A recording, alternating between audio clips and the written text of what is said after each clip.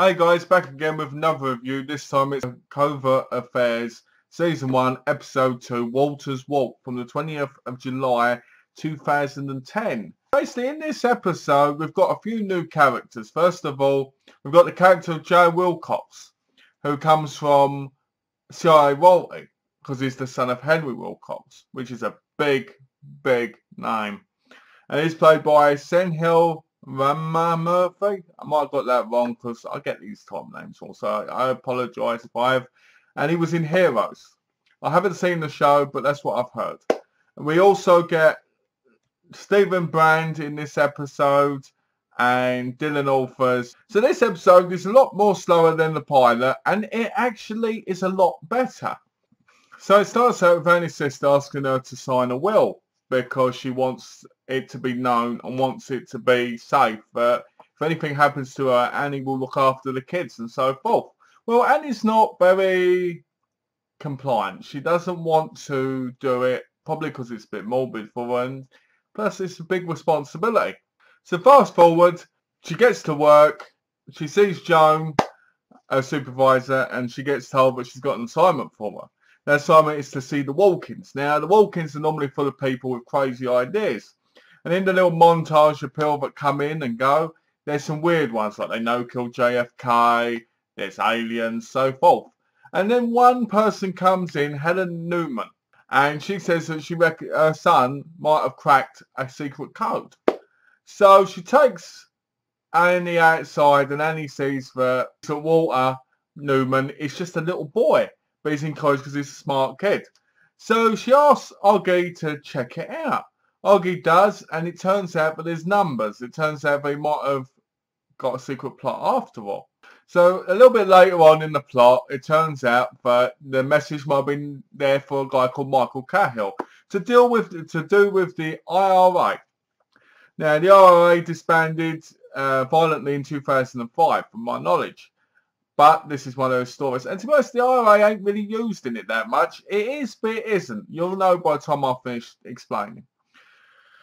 So, Annie goes looking for Walter and Helen because they go on the run because people are chasing them and going after them. So, she ends up working with an MI6 agent called James Elliott.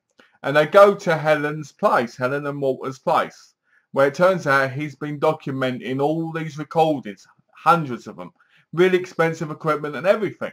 But the ones that he did recently are gone. James Elliott goes into the kitchen and there's a knock on the door. And he looks through it, there's a fight that pursues, and then he gets shot in the head by James. The MI6 agent says they've got no records of Helen or Walter at all. So they're trying to figure out where they are. In the meantime, they pick up Michael Cahill, and he's going, I ain't got nothing to do with this. I'm an innocent man. I've told my friends. I've told everybody I'm a peaceful person now. And obviously, thinking that he's in the IRA and that he's going to do a bombing, you're not going to believe him, are you? Because it all points to that. As the show progresses, Oggy teaches Annie a little bit of martial arts. A little bit of like what you need to do, because at the farm, which is where they do the teaching, they don't teach you a lot of good stuff. They just teach you the basics. So there's a little nice moment there between them two doing the stuff together. Then later on, Annie finds Walter and Helen at Sprucey Knob. This place called Sprucey Knob, which is like a cabin place. I love it. Sprucey Knob. Well, it's Spruce Knob, but I like calling it Sprucey. So she's there and she gets Walter to give her the information. So Walter gives it to her and she gets in the car, plays it for Oggy on her phone, and then he tells her leave it there so that they can pick it up. Hours later, when it's dark, it turns out that her mobile phone has still got a lot of charge, and she talks to Oggy, and the MI6 operative, James Elliott, turns out to be a liar. He's a double agent. So him and two men, one who looks a lot like Andrew Lincoln at the beginning, they try and get to Walter and Helen. Well, a big explosion happens because Annie pulls out the gas and puts the things that flames up, and it explodes. Yep, this place is a place where they rented to be in, but no fault whatsoever other than stop the tow. And then James goes after them, and he kicks his ass. And at the end, we get Walter getting some headphones from Oggy and her, and she decides she will sign the will, and she signs the will 20 minutes before her sister says that she doesn't have to. Yep, this was a pretty good episode. It didn't need a lot of excitement.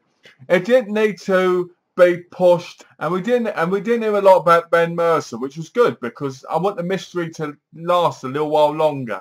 I don't want it to just fall into place and be easy. One of the best parts about this episode is everybody Annie had conversations with, whether it was James Elliott or it was Helen Newman.